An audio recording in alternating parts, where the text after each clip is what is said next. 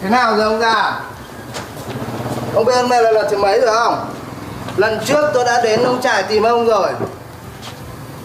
Tôi đã nói với ông rồi, tôi cài ông vào chỗ đấy ấy, để điều tra thông tin của thằng Giáp. Ông có muốn gặp lại con gái ông được không? Đại ca của tôi ấy, khiển trách tôi hơi bị nhiều rồi đấy. Mày lái xe đây. Con Tử Thiện của thế đó. Đứng lại. Con Thiện đứng lại. Anh đây đó. Đứng lại.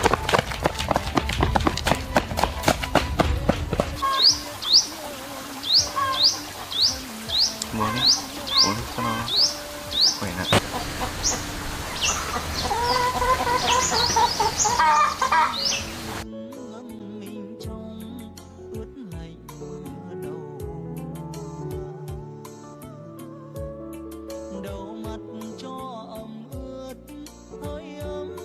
The late afternoon sun casts long shadows over Tien's farm, the air heavy with the scent of freshly washed clothes as Tien sits on a wooden bench, a basket of laundry at her feet, her face etched with worry.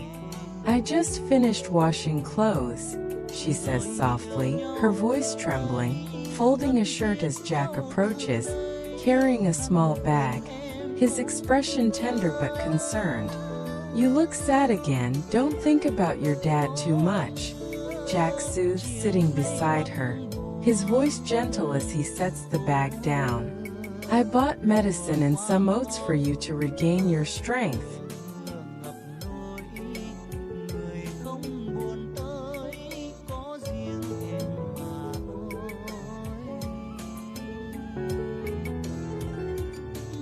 He adds, his tone warm, pulling out the items, the farmyard quiet except for the rustling leaves. "Your work's stable now, right?" Tien asks, her voice soft, trying to focus on the present, her hands fidgeting with the fabric.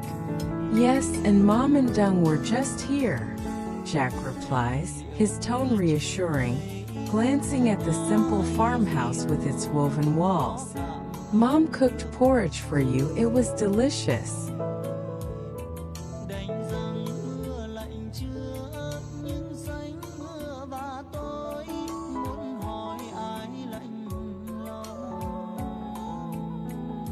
He adds, his voice warm, recalling their earlier visit. "She wanted me to come along, but I got tied up with work," he explains, his tone regretful, his eyes searching her pale face. "If you're busy, go handle your work, I'm fine," Tien insists, her voice steady, though her eyes betray her anxiety. "What's all this you bought?" she asks, her tone curious, peering into the bag, her hands trembling slightly. "Medicine and oats, you need to eat," Jack replies, his voice firm, pulling out a bottle of pills. "You've already eaten Mom's porridge, right?" he asks, his tone gentle, concern in his eyes as he watches her. "Yes, I did." Tien nods, her voice soft, glancing at the medicine. "There's even some supplements here," she adds, her tone grateful, her fingers tracing the label. "These are good for your health," Jack says, his voice steady, his care evident.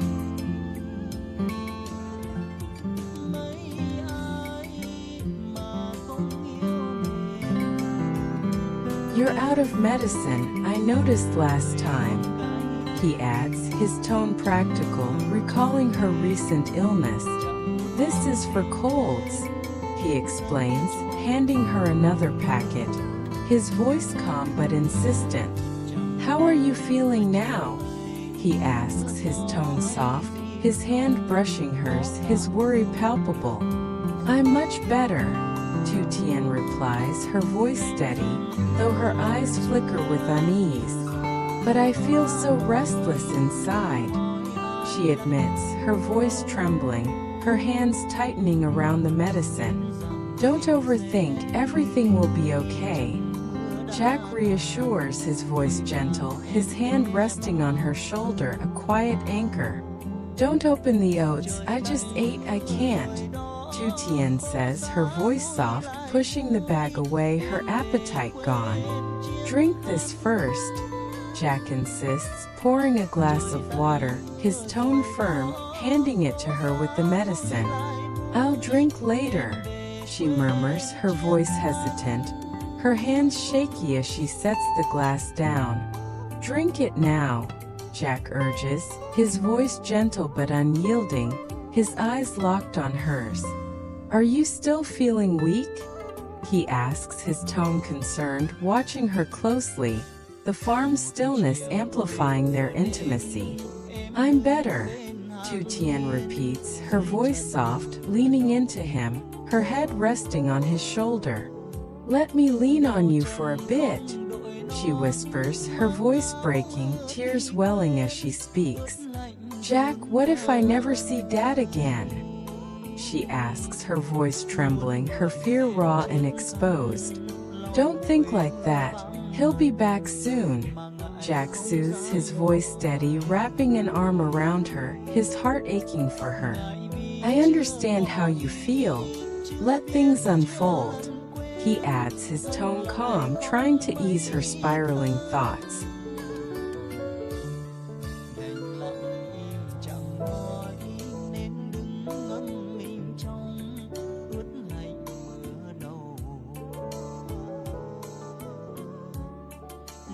I've never even met my mom. I don't know who she is. Tien confesses, her voice breaking, tears slipping down her cheeks, her longing raw. Don't cry, Jack murmurs, wiping her tears, his voice tender, his touch gentle as he holds her close. I always feel like I'm a burden to everyone. Tien sobs, her voice heavy with guilt, her hands clutching his shirt. Why would you think that? Jack asks, his tone soft, his brow furrowing with concern, his hand stroking her hair. I grew up without parents.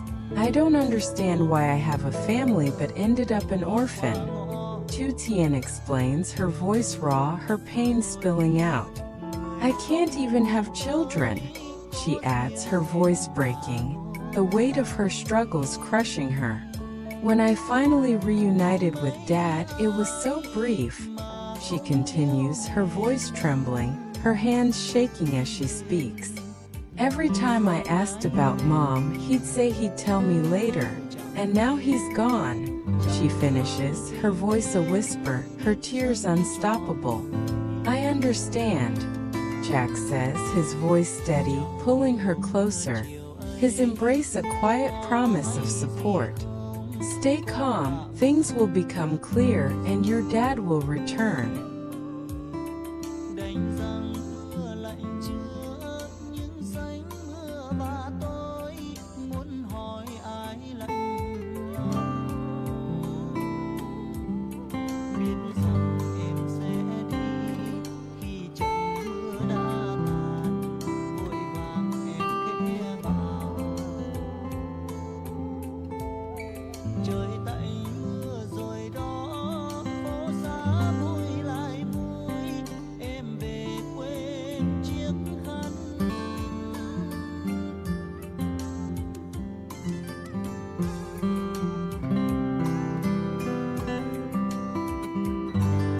He reassures, his tone firm, his resolve unwavering. The other day, while washing Dad's clothes, I found a letter in his pocket.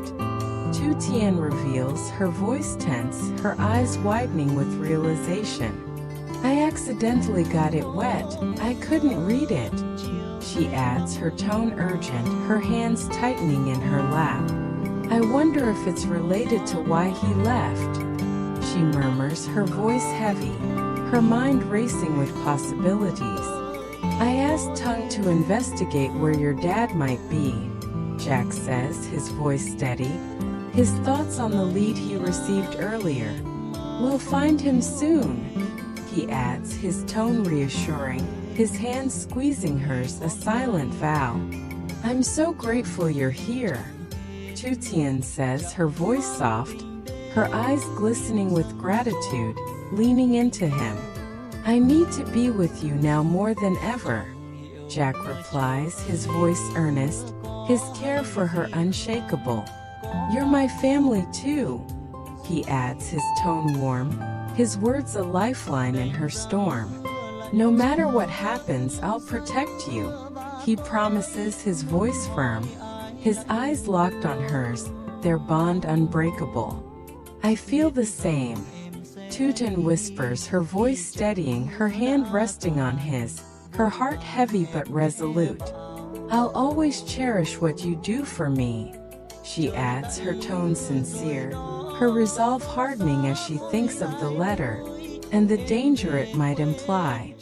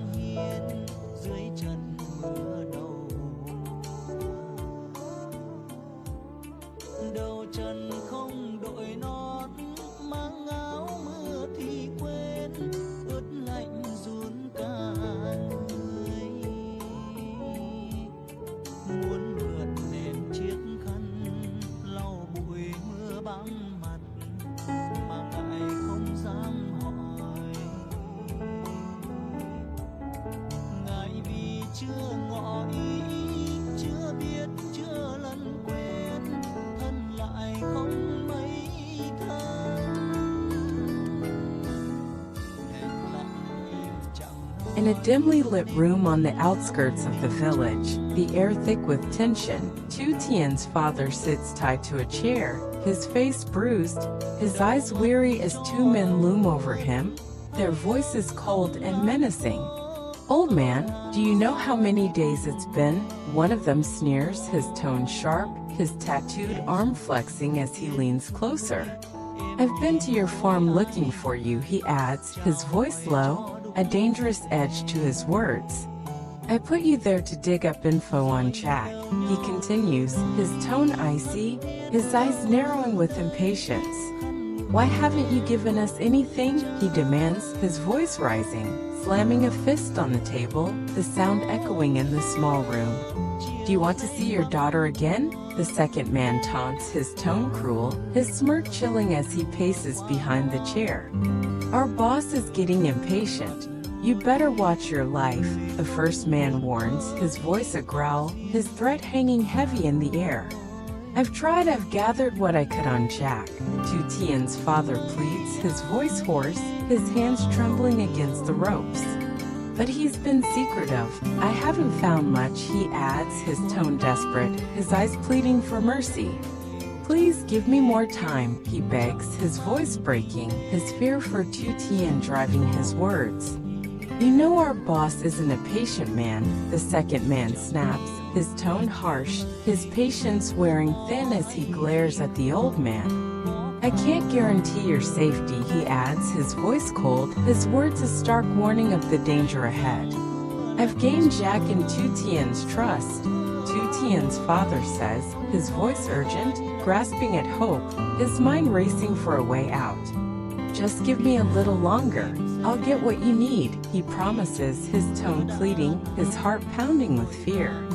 You better remember, we need Jack's info immediately, the first man says, his voice low, his eyes boring into the old man's. We're watching you, and your daughter's in our hands, the second man adds, his tone menacing, a cruel reminder of their leverage. I'll go back to the farm, I'll get the information from Tien's father says, his voice shaky, his resolve crumbling under their threats. Get out, don't waste time, the first man orders, his tone sharp, shoving him toward the door, his patience gone. Report back the second you have something, the second man calls after him, his voice a chilling reminder as the old man stumbles out. What now, boss? The second man asks, turning to the first, his tone tense, the room heavy with their failure. Calm down, I'll figure it out, the first man replies, his voice steady, his mind already plotting their next move. Sister, it's me, the first man says into the phone, his tone urgent. Stepping outside, the rural night air cool against his skin. We planted the old man with Jack and Tien, but he's got nothing, he reports, his voice low, frustration evident in his tone. You idiots can't even handle a simple task. A woman's voice snaps through the phone, her tone sharp, her authority clear. Do you want to keep operating in my territory? She demands, her voice cold, her threat unmistakable. I'm sorry, we'll figure it out. The first man replies, his tone submissive, his mind racing for a solution. Jack's starting a new company, maybe we can sabotage it, the second man suggests, his voice eager, stepping closer, his eyes gleaming with malice. Or we just take Jack out, the first man says, his tone dark, his patience gone, the stakes rising with each word. We'll deal with Jack and Tien together, the second man agrees, his voice cold, a plan forming as they speak. I'll make Tien suffer in front of Jack, see how he reacts, the first man says, his tone cruel, his smirk chilling as he imagines their torment. We'll kidnap them, extort Jack's family, they're loaded, the second man adds, his voice greedy, the promise of money fueling their scheme. Once we get the cash, we eliminate them all, the first man says, his voice final, his plan set as he dials Jack's number. The call unanswered, tension rising. Tien's running, chase her. The second man shouts, his voice urgent, as they spot her in the distance, fleeing toward the hills, her scarf trailing behind her, the conspiracy closing in.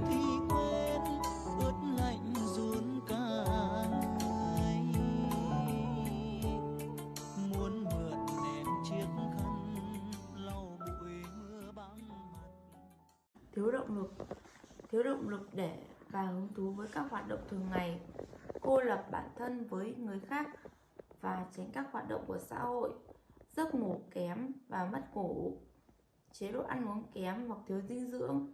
Cách đối phó thứ nhất là tìm sự hỗ trợ từ bạn bè, gia đình hoặc các chuyên gia tâm lý, tham gia hoạt động xã hội, kết nối với người khác, tập thể dục thể thao thường xuyên để cải thiện tâm trạng và sức khỏe, thực